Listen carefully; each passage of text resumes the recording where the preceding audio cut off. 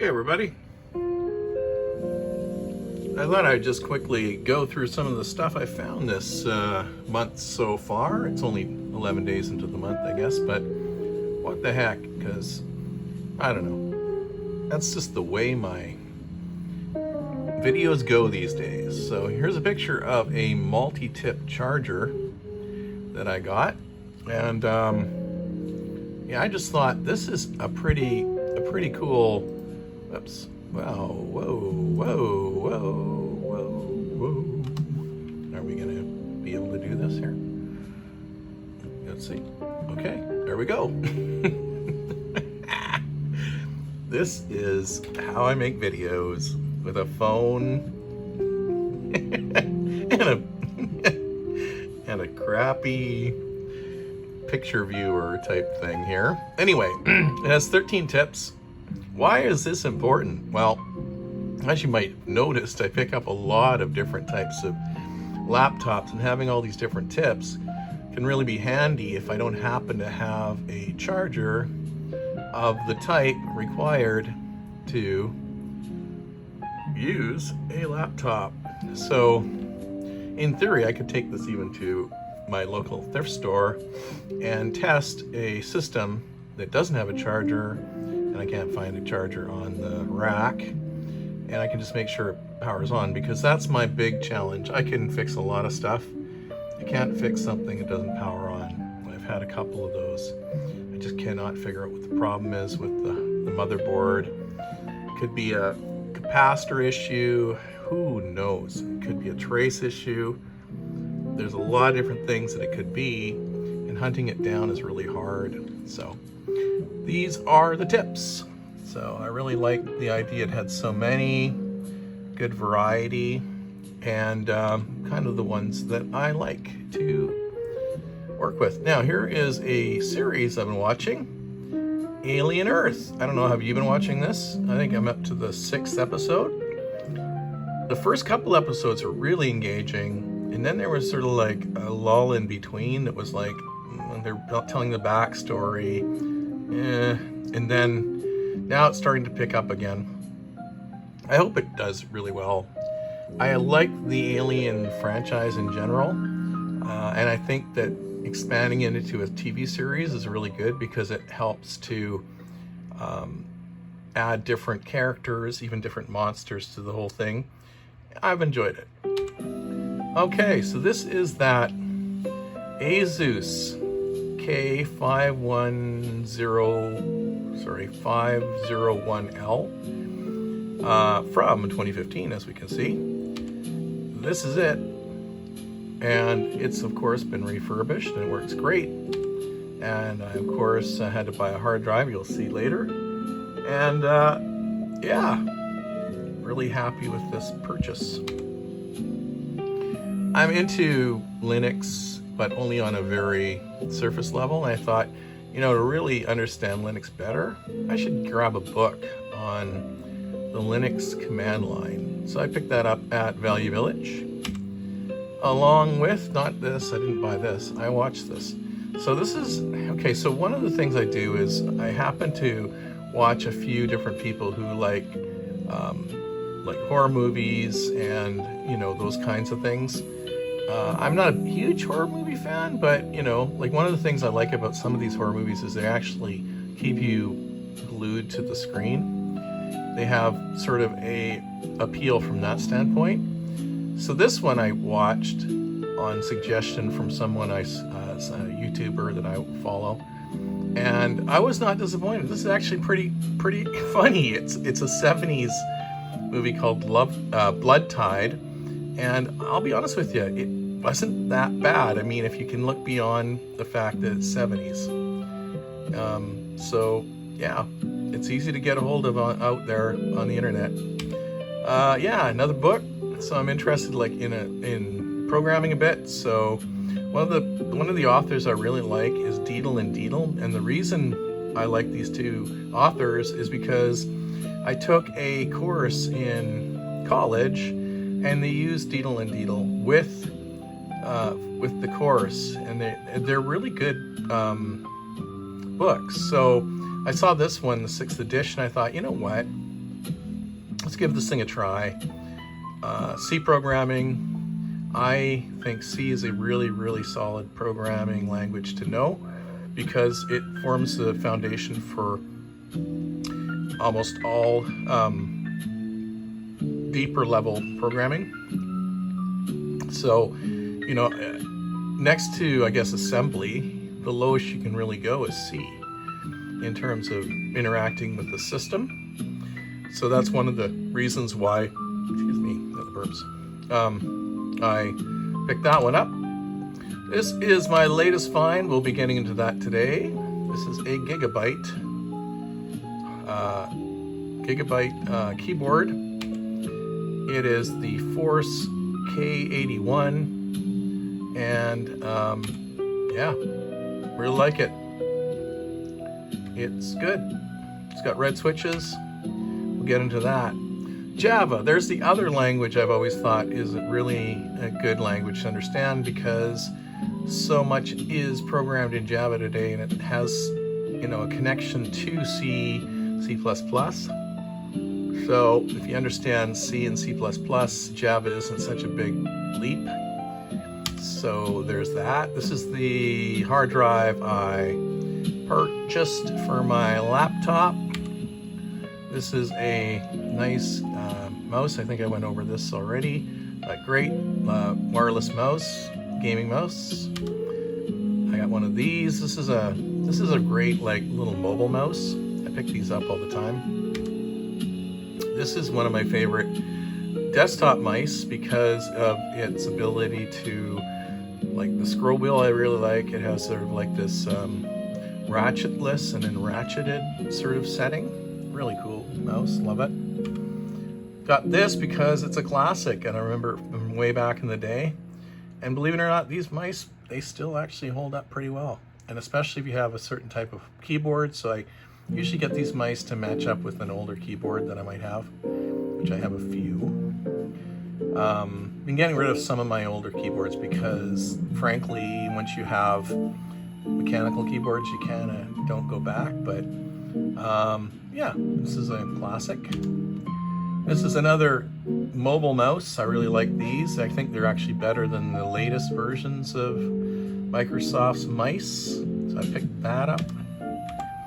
This is another one of those movies I would never watch. It's from the 70s, or no, actually, I guess early 80s, with Richard Chamberlain as the protagonist. It's really good, and it's actually a made in Canada thing. Like back in the day, they used to make these movies back in the day because it was like a tax shelter thing they had going on. And you could make movies because the government was trying to encourage filmmaking and get a big tax break on it. So it actually got a lot of things made.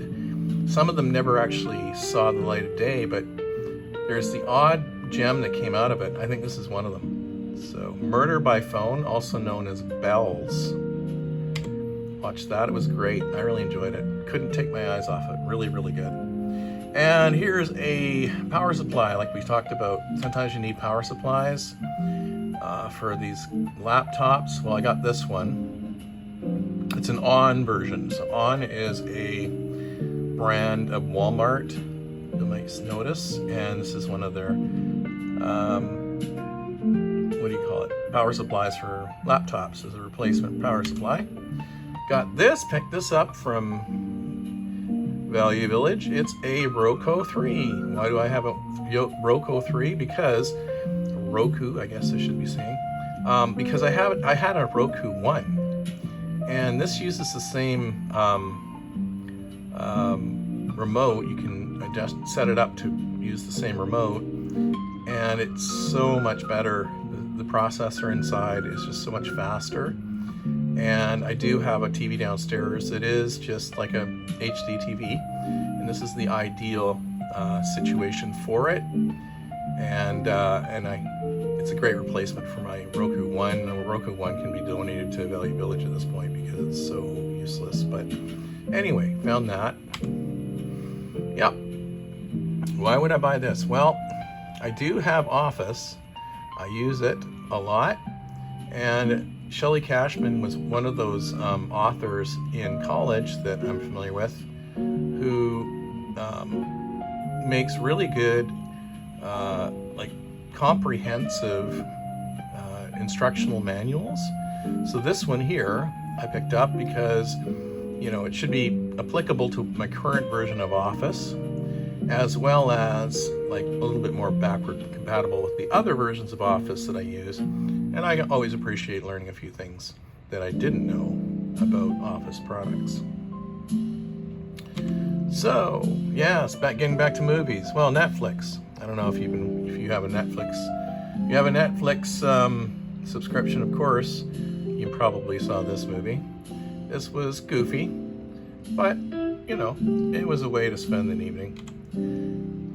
Thinking Java. Again, another one of these older books, but I appreciate these older books. A lot of times they are really handy for learning different aspects of programming languages. This one looked like it was good, so I picked it up. The reason why I picked up all these computer books is because if you buy 5, you get one of them free. So I tried to fill out the total. And they had a fair number of computer books that I thought were pretty decent. Now this one, War of the Worlds, the current latest version on Prime. If you have seen this, you may have been disappointed. I actually found it really funny. Really, really funny. But I have a funny sense of humor. A lot of people were disappointed by it. But I just thought it was awesome. It felt like an independent movie on a Prime production. Yeah, and yes, of course, we can't not talk about what's going on in Netflix releases if we're not talking about season 2 of Wednesday Addams. If you've been watching this, I haven't quite finished part 2 because it started streaming in September 3rd, and I usually watch this with other people, so I'm kind of waiting for an opportunity to watch it with them. But I thought it was, you know, if you like the first one, this is pretty much up the same alley. I don't mind this kind of stuff at all. I think she's a great actress, and I think they come up with some interesting ways of telling a different story, but along the same lines as the first. So it's not like a complete repeat, but there definitely is elements of the first that are, you know, that made the first one so popular. So I'm enjoying that as well. And that would be it for my picture review. Now let's swing back down. Oh, and of course, I might as well talk about what I'm drinking. What am I drinking today? I'm drinking a Holland import. Is there an English version? There is. Imported from Holland. It's called 86. And why is it 86 or 8.6 maybe is what it is? It's because it's extra strong beer from Holland. Holland has a tradition of brewing extra strong beer. I used to brew beer myself, and there is a way to make the beer extra strong, and that has to do with doing double runs with the yeast, adding more sugar to it, and doing a secondary run to up the alcohol content. Why do I like it? So I can get hammered? No. I actually like the flavor of this beer. It actually is, I believe, imported from, yeah, it's imported from Holland. Oh no, brewed? No, it's brewed in can in Holland. Okay, good. Anyway, a lot of the stuff, a lot of the beers in BC, you'll notice, are kind of like, yeah, we're European, but we're not really European beers. They're brewed here. So I kind of like to get the original brewed beers of Europe and Scandinavia and like all the different areas. Then I appreciate their brewing techniques. I particularly like this one. The key is you gotta sip it slowly. You can enjoy a strong beer, but you don't drink it like a regular beer and just down it. You just sip it away, you know, over time, and have a couple, and that's about it. You don't need more than that. So here is the find for today, and that is, of course, a mechanical keyboard. Why do I like mechanical keyboards? Well, I find them, the tactility, the way they feel when I type, to be really nice. And one of the things I look for in these types of keyboards is what type of switch they have. So this is a Cherry. Cherry is the kind of the originator of this style of switch. And yeah, so they're actual authentic Cherry switches. And if I can get it on without turning something off. Yeah, there you go. It is. There it is. It is. Let's see if I can lock the screen. I don't want to. There we go. Don't want to turn off my music. Don't want to mess up anything. Of course, I have to always pair a keyboard with a mouse. So I got this guy. This is another thing I picked up from Value Village. It's got the weirdest backward-forward button arrangement I've ever seen. Really, actually, really quite bad because it's easy to hit them by accident. But it does have really good DPI indicators. I like the idea of them showing what DPI means how quickly the mouse spins around the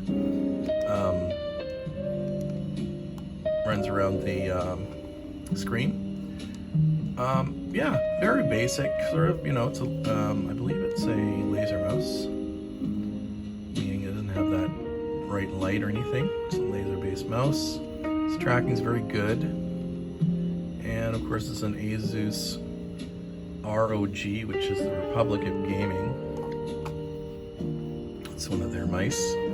And I really, really like it. I find it tracks really well. The only thing is you got to keep your thumb right in that middle part, or you're going to hit one of these buttons really easily. So that was probably why it ended up at Value Village. As you can tell, it's not in bad shape, other than a little bit of something on there for me, but it's in great shape. There's not a lot of wear on the mouse. You know, it's certainly not a $1 million mouse or anything, but I like it. Works great. And I think it pairs quite nicely, because I don't have a Gigabyte mouse handy, with this Gigabyte mechanical keyboard. So let's do a little sound test. Get it up close. Let's hear it. So it's actually fairly quiet. There's no click spring or anything, you'll notice. I always turn around the space bar. I flip it around so it faces this way, because when I type, I find that's a much nicer way to hit the key, return, or no, not return, space bar.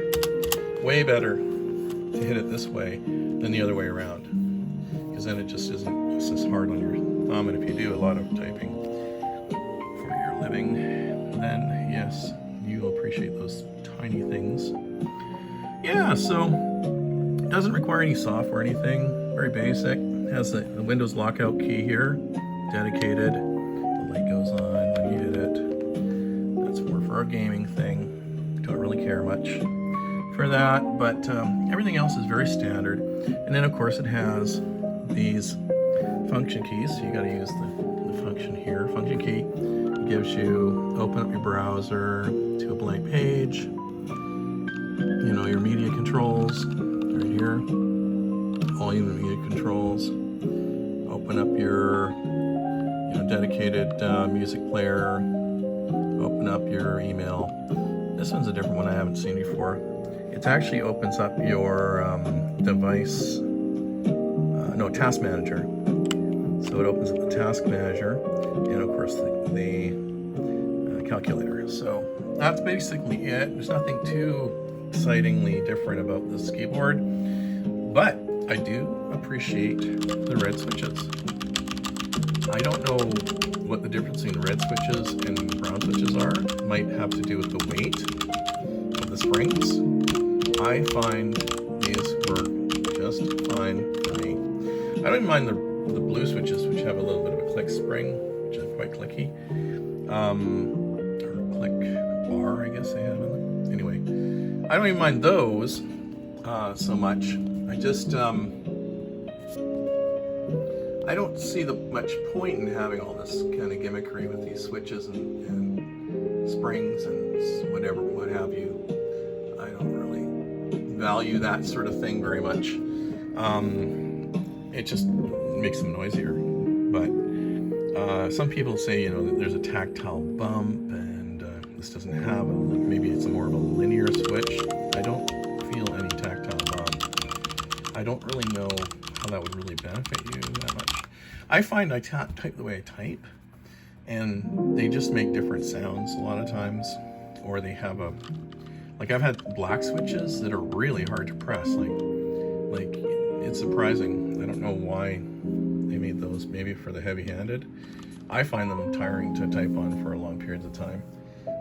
Not my favorite switch is black, but different switches have different sounds and different feels. This, I don't mind red at all after using it for a bit. I don't mind blue, I don't mind brown. Those are the ones that I'm most familiar with. The razor greens or whatever, they're fine too. You know, there are switches a switch a lot of times, it doesn't matter much. Anyway guys, that's it. That's going to be my video. So I hope you enjoyed my little review of some of the stuff I found. Just decided I'd make another video because, just because, you know, because I can. And I'll talk to you in the next one. Bye.